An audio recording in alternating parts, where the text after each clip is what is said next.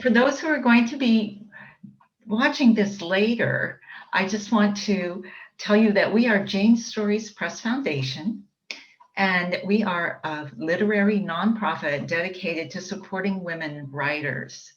We are feminist and we hope to change the world, and we think that great books have a big role in that change, which is why we started the Clara Johnson Award for work written by women, which is groundbreaking and literarily excellent. We love good writing because that's what really reaches people. And I'm really excited to finally meet Dina Nayeri. Have I pronounced your name correctly? Yes. Thank you.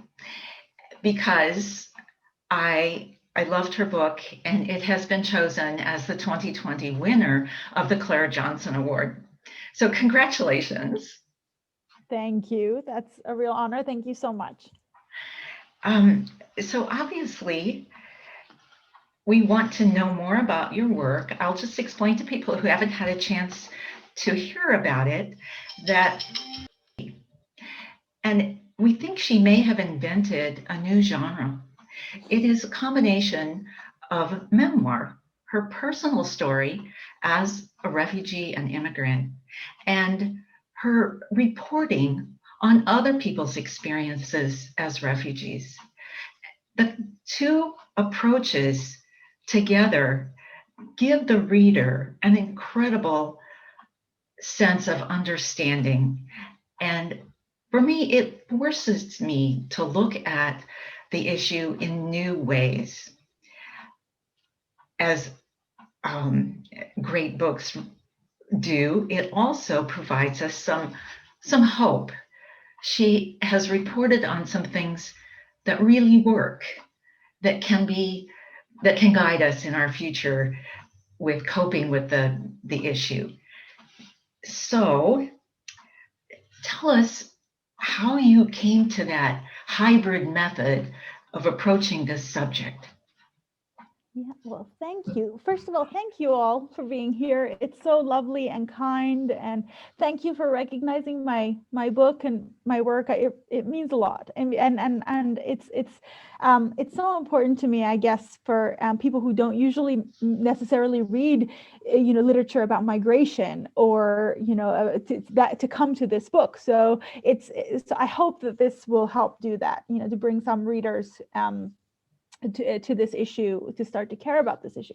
But how did I come to this and to the hybrid way of writing? So, I believe it or not, I didn't pioneer this. There's a lot of good writing that blends these different, I guess, points of view and ways of writing, and the journalistic with the essayistic and the memoir. But for me, one thing that was really super important was to look outward for myself at that point in my life, because I had just become a mother, and so much had happened in the world that made me suddenly aware again of myself as a refugee. But also I became very aware that it's been 30 years since my experience as a refugee, and things have changed, and the world is facing a new crisis, and there's new groups of people coming through, and they're facing much more hostile gatekeepers than I faced. And so I was so interested in the difference between my experience and the experience of these newcomers.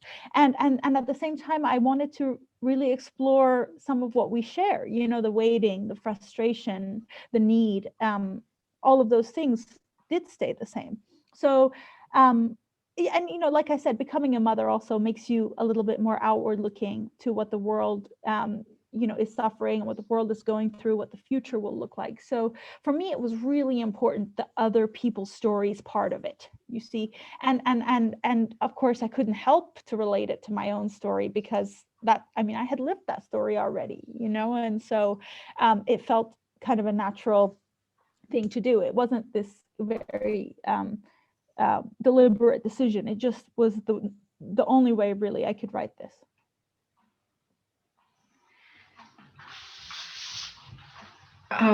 You teach as well as write. Mm-hmm. I wondered how your writing and teaching complement each other. I've been doing a little bit less teaching in the last few years, but I have done a lot of teaching over the, ever since I became a writer, and they complement each other in so many ways. First of all, by keeping your reading fresh and interesting with lots of different perspectives. My students were always challenging me on, the kind of things that I would teach, and it would cause me to go out and look for new literature, different kinds of literature, different kinds of perspectives.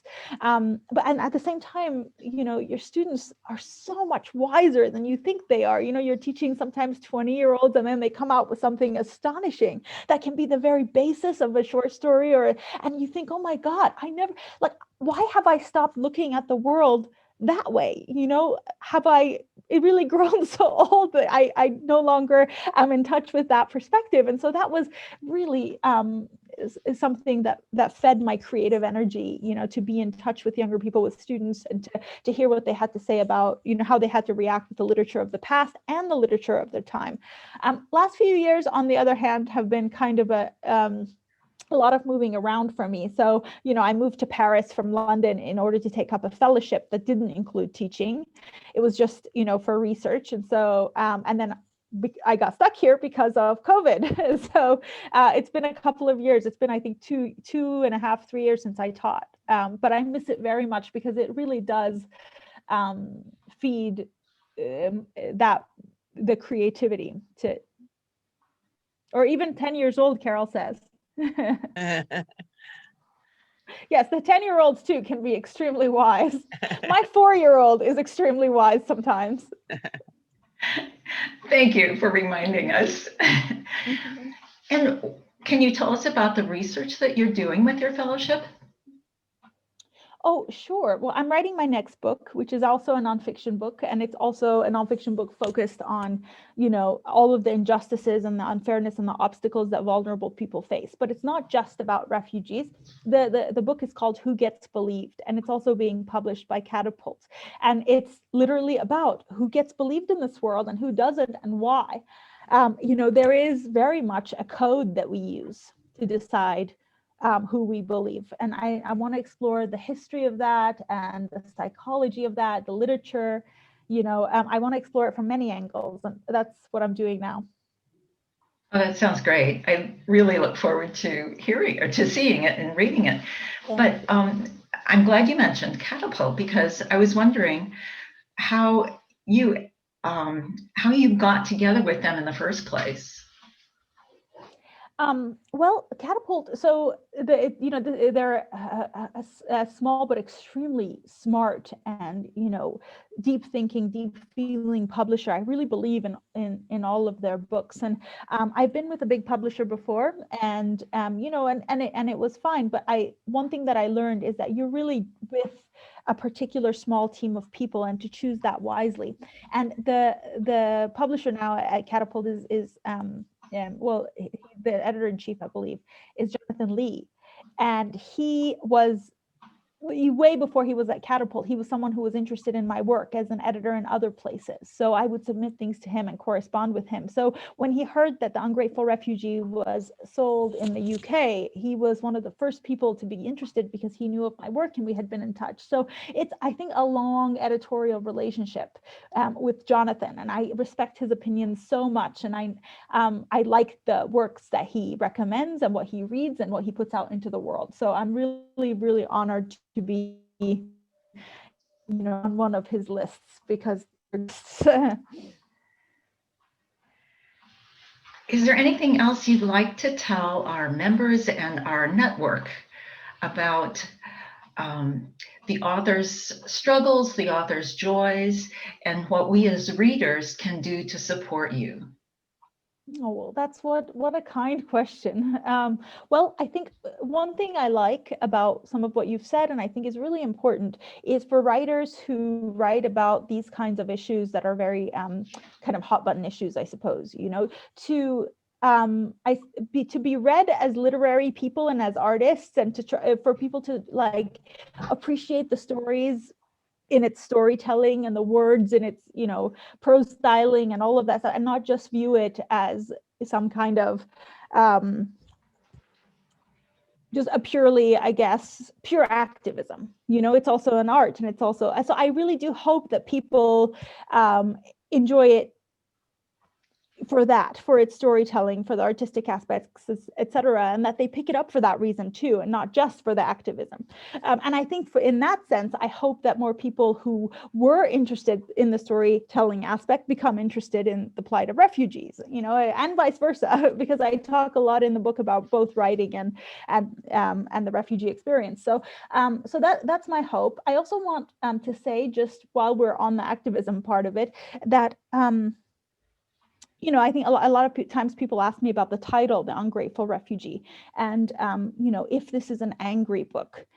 And that's one thing that I want to always dispel, to say, actually, this book was not at all written from a place of anger. This tongue-in-cheek title is there because I want to address the fact that people ask refugees to be grateful, and that's something that's problematic. But this book was written with so much love. You know, I went out looking for stories of other people, and along the way I met so many native-born people, so many Americans and Europeans who were just so lovingly and so selflessly helping refugees and the displaced. And that book in many ways is written for them. It's meant to show their stories in a beautiful way, and to show, like, other people how they might be one of these helpers and allies. And I hope that's what people get from it, instead of the idea that I'm angry about something and want to make, you know, a big splashy political message. That's not what it is. I think these are stories about people connecting with each other across borders and across, you know, different worlds, and how beautiful that is, and how subtle sometimes, and how very moving. And so I hope that's what reaches people, and that they realize or learn some things that they can do to help refugees in their community. It is indeed that. Thank you so much for joining us today, and very best wishes for your future work. We'll look forward to it. Thank you so much. Thank you so much for having me. Thank you for the award. It really means a lot. You're welcome. Goodbye. Bye.